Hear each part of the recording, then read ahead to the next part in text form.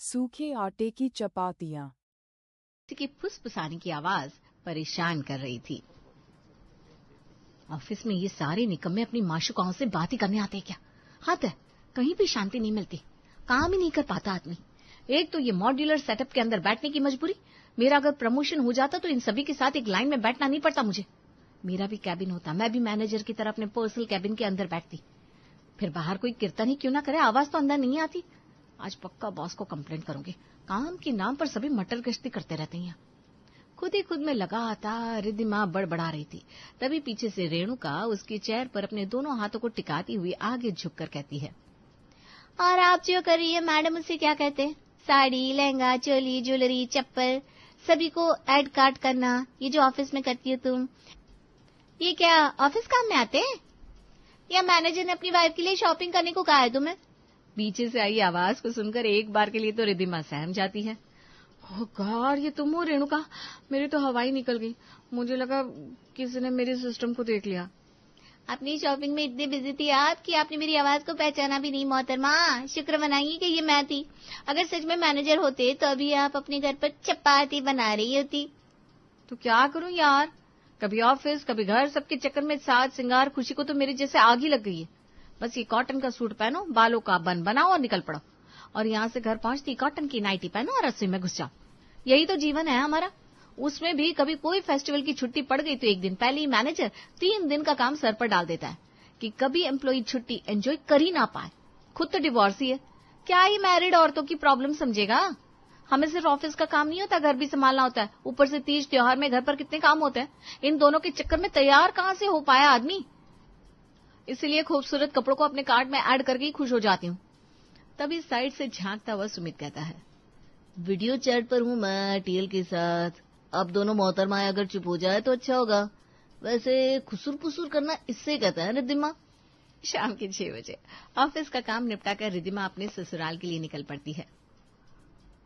आज लौटने में बड़ी देर कर दी बहू, कहीं दोस्तों के साथ चाट पूछ के खाने रुक गई थी क्या? मेरी ऐसी किस्मत कहाँ मम्मी जी, मेरा मतलब है मैं कहीं कुछ भी खाने रुकती तो घर पार्सल जरूर लेकर आती। जिस ऑटो से मैं आ रही थी उस ऑटो वाले के ऑटो का तेल खत्म हो गया, बीच में ही उतार दिया उसने मुझे, तो पैदल आ रही हूँ। अच्छा, कोई बात नहीं, ऐसे बहाने थोड़ी वॉक भी हो गई। घर पर भी ज्यादा चलना होता नहीं तेरा, और ऑफिस में भी कुर्सी पर बैठी रहती है। सारी बीमारियों का घर तो बैठना ही होता है। वैसे आज ना सुमित के पापा कह रहे थे कि उन्हें कोफ्ता खाने का बड़ा मन कर रहा है। सारी सब्जियां धोकर फ्रिज से बाहर निकाल दी है, तो आलू कोफ्ते की सब्जी बना लेना। जी मम्मी जी। रिद्धिमा अपने कमरे में जाती है। अपने पर्स को बेड पर रखने के बाद ड्रेसिंग टेबल के सामने खड़ी होकर अपने बालों से क्लच निकाल रही थी कि उसकी नजर शीशे पर उतरी उसकी परछाई पर पड़ती है। क्या हालत बना ली है मैंने अपनी। शादी के पहले एक ड्रेस दोबारा रिपीट करना मेरे लिए सबसे बड़ी प्रॉब्लम थी, और आज देखो इस कुर्ती को बिना धोए लगता है 5-7 बार पहन चुकी हूं मैं। आगे के बाल भी 1-2 सफेद हो गए मेरे। हाय राम, ये क्या कर रही हूं मैं खुद के साथ। तभी बाहर से आवाज आती है, अरे बहू आज गुरुवार है, सर मत धो लेना। नहीं धोऊंगी मम्मी जी, बस शावर लेकर आ रही हूँ। शावर लेकर रिद्धिमा रोज की तरह रात के खाने की तैयारी करने किचन में चली जाती है और अपने सास ससुर के लिए आलू कोफ्ते की सब्जी, अपने पति के लिए टिकिया और सभी के लिए चपाती सेक कर हॉट केस में रख देती है। अब जल्दी से गैस पहुंचकर ये 2-4 बर्तन धोकर फ्री हो जाती हूँ, वरना ये गैस पोंछना और बर्तन साफ करने का काम देर रात तक करना पड़ता है, फिर ना बहुत ज्यादा इरिटेशन होती है। सारा काम निपटाने के बाद रिद्धिमा अपना खाना लेकर कमरे में चली जाती है। अभी नई मूवी कौन सी आई है, कांतारा लगाती हूँ, लैपटॉप पर मस्त देखते हुए डिनर करूंगी। बाहर बैठकर सुमित और पापा जी के क्रेडिटर के बारे में सुना, मम्मी जी के घुटनों के दर्द के बारे में सुना। इस सबसे तो ये काफी बेटर है। अब मुझे खुद को भी समय देना चाहिए।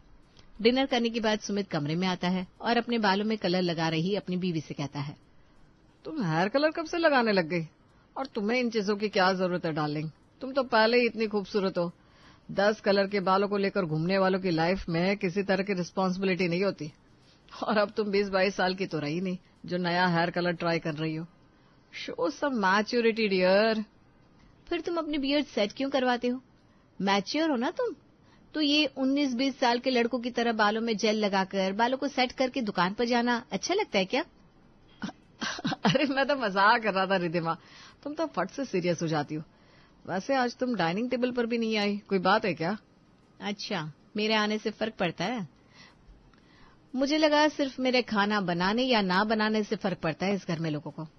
खैर तुम सो जाओ। मम्मी जी दरवाजा खटखटा कर कह देगी, आज सुमित बहुत काम करके आया है, उसे अपनी गपशप में जगा कर मत रखना बहू। रिद्धिमा का चिढ़ना बनता भी था। घर में काम, बाहर में काम और खुद पर जरा भी ध्यान न दे पाना, ये चीज कभी न कभी बाहर निकल कर आनी ही थी, जो अब आती दिख रही थी। अपने ऑफिस में लंच ब्रेक पर रिद्धिमा अपने कलीग्स के साथ बैठी हुई थी। खूबसूरत लग रही है ना मेहंदी तेरी? हाँ बहन, काफी खूबसूरत मेहंदी है। वैसे किस ओकेजन पर मेहंदी लगवाई तूने? अरे भाई, दिवाली किस लिए होती है, दिवाली पर लगवाई थी। फेस्टिवल पर तो मैंने पूरे 3 दिन की छुट्टी एक्स्ट्रा ले रखी थी। सैलरी काटो तो काटो, मैं तो वैसे भी ऑफिस में अपना मूड जरा चेंज करने आती हूँ, मुझे काम की कोई जरूरत नहीं है। और एक हम है जिन्हें इतना काम रहता है कि मेहंदी लगाने की हम सोच भी नहीं सकते। वैसे ये मेहंदी कितने की लगाई? 600 रुपये तो लिए होंगे ना मेहंदी वाली ने? क्या 600? छी यार, कोई स्टिकर वाली मेहंदी थोड़ी ना लगाई मैंने। 5100 दिए। मेहंदी आर्टिस्ट रोजी इतनी बिजी रहती है कि पूछ मत यार। वो तो मेरी कजिन की फ्रेंड निकली तो मुझे मेहंदी लगा गई। क्या 5100? कोई दुल्हन मेहंदी लगवाई है क्या तूने? मार्केट में आप जाएंगे ना मैडम तो आपको आइडिया लगेगा। रोजी हाईली पेड मेहंदी आर्टिस्ट है। अच्छा, मुझे लगा कम से कम 11,000 तो लिए होंगे उसने। फेस्टिवल तक भाव बढ़ जाते ना सभी के। मन तो मेरा भी था इस बार करवा चौथ पर रोजी से मेहंदी लगवाऊं, पर वही रोजी की मेहंदी मेरे बजट के बाहर थी। ऐसी बात है तो ऑफ सीजन में मेहंदी लगवा लेना। मुझे लगता है तब तो 1100-1200 में भी काम कर देगी रोजी। सच में?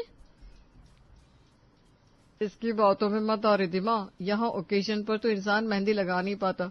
घर वाले हाथ में टिकने कहाँ देते हैं, और बिना ओकेजन की मेहंदी लगवा कर बैठ गए तब तो घर वालों ने कलेश कर देना है। मुझे नहीं लगता ये संभव है। अच्छा, ये रोजी का नंबर देना। तो अब मेरे हाथों में मेहंदी रचेगी तो रोजी के हाथ की ही।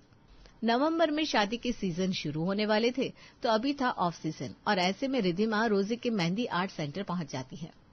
अरे वाह, ये तो बहुत अच्छा हुआ, यहाँ तो एक चुईया भी नहीं है। रोजी जी कहाँ हैं आप? आज मेरी अपॉइंटमेंट थी। या आई रिमेम्बर, अपनी स्पेशल मेहंदी की कॉपी बना रही थी। आराम से चेयर पर बैठ जाइए, पीछे पिलो का सहारा ले सकती हैं आप। और हाँ, फोन को पहले ही साइलेंट या स्विच ऑफ कर दीजिए, क्योंकि फिर बीच में डिस्टर्बेंस होती है। क्लाइंट बात करने लगते हैं फोन पर और मेहंदी हिल जाती है। नहीं, बिल्कुल नहीं, ऐसा नहीं होगा। रिद्धिमा सबसे पहले वॉशरूम जाती है ताकि 2-4 घंटे तक उठने की कोई गुंजाइश ना रहे। फिर अपना फोन साइलेंट कर मेहंदी लगाने गुरुजी के पास आकर बैठ जाती है। आपकी तरह डेडिकेटेड क्लाइंट्स मुझे बहुत पसंद है। मेहंदी लगाने आई हो तो हिलना ढूंढना क्यों है? बिल्कुल आराम से बैठ जाओ। रात के 12 या 1 बज सकते हैं। 12 या 1? 7 बजे आपने मेहंदी लगानी शुरू कर दी। ऐसी कौन सी मेहंदी है जिसे 6 घंटे लग जाएंगे? 1400 से 1 रुपया ऊपर नहीं देने वाली मैं। मेहंदी की आउटलाइन तो रोजी करती है, फिर उसका स्टाफ आकर 15 मिनट में ही मेहंदी को भर देती है। अरे वाह, ये तो आधे घंटे में दोनों हाथ कंप्लीट हो गए। मुझे तो लगा था कम से कम 2-3 घंटे लगेंगे। चलो कोई ना, अब इन्हें सूखने में तो वक्त जाएगा ही। नहीं जाएगा मैम, ड्राइंग मशीन है हमारे पास। आपको मुश्किल से 15 मिनट उसके ऊपर हाथ रखने होंगे, आपकी मेहंदी सूख जाएगी। अब इतनी प्रो मेहंदी लगवाई थी रिद्धिमा ने तो उसके तेवर तो बदल नहीं थे। 9 बजे तक रिद्धिमा अपने घर पहुंच जाती है। दरवाजे पर, कहाँ थी तुम रिद्धिमा? तुम्हारे ऑफिस पे कॉल कर दिया, तुम्हारी फ्रेंड्स को कॉल कर लिया, पर किसी को कोई आइडिया ही नहीं है। तुम्हारा फोन स्विच ऑफ क्यों आ रहा था? नहीं तो भी 25 बार कॉल किया मैंने। कहाँ थी यार तुम? क्यों? जब तुम कभी कभी दुकान से 10 बजे 11 बजे आ सकते हो, पापा जी को दुकान से लौटने में देरी हो सकती है, तो मुझे देरी क्यों नहीं हो सकती?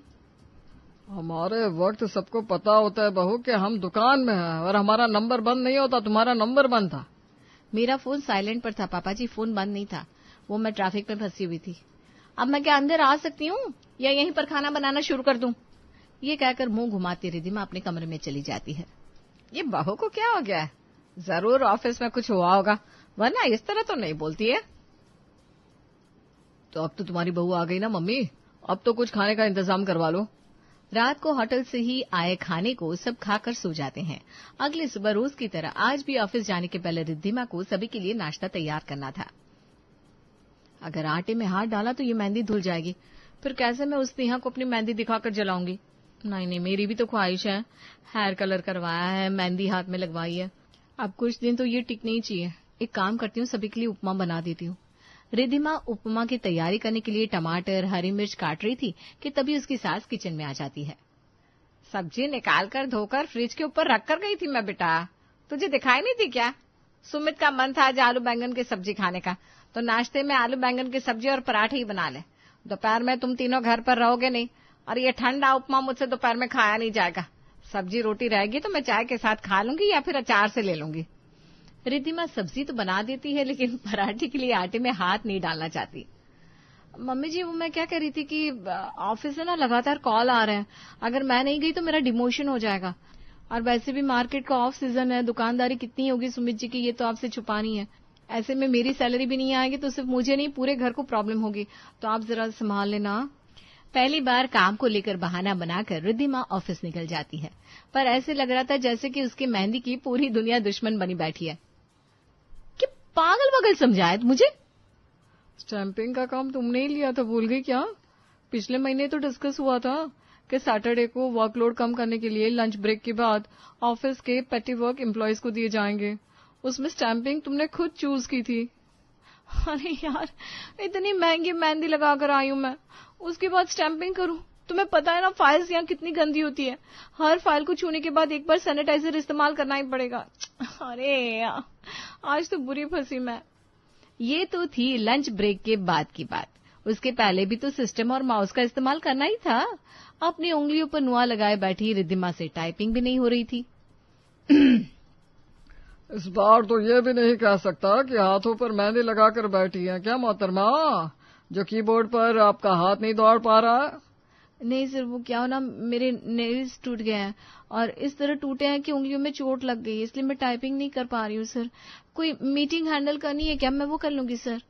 अच्छा, तो फिर किसी दिन तुम्हारे कमर में प्रॉब्लम रहेगी तो तुम कह दोगे सर मैं चेयर पर बैठ नहीं पा रही हूँ, एक सोफे का इंतजाम कर दीजिए।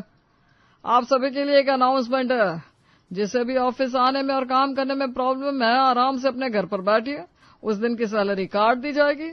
छुट्टी देने में मुझे कोई प्रॉब्लम नहीं है, समझिए आप रिद्धिमा जी। ऑफिस से छुट्टी लेकर रिद्धिमा अपने ससुराल वापस लौट आती है।